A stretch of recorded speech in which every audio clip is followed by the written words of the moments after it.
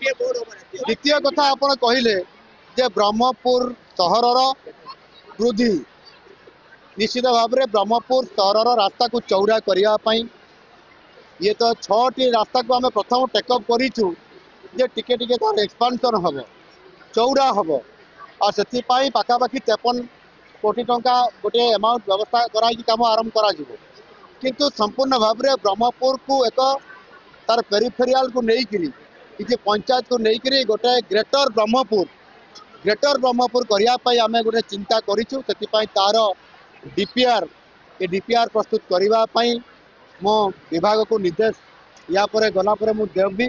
ता आगुरी केवल से सिटी उपर जदिव डीपीआर कर ग्रेटर ब्रह्मपुर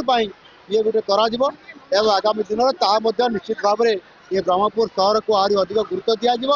जहाँद्वारा मुझे कहूली जे एठिकार प्रतिभा को आठिकार लोक जीवन मान धारण एवं से केमी अधिक आम्यूनिटीज पाइपर या गुरुत्व देकर आम सरकार विचार कर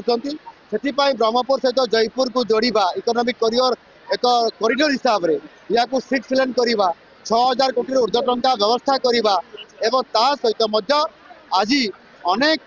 जो इंटीरियर रोड गुड़िक अच्छी दक्षिण रु पश्चिम पूर्वर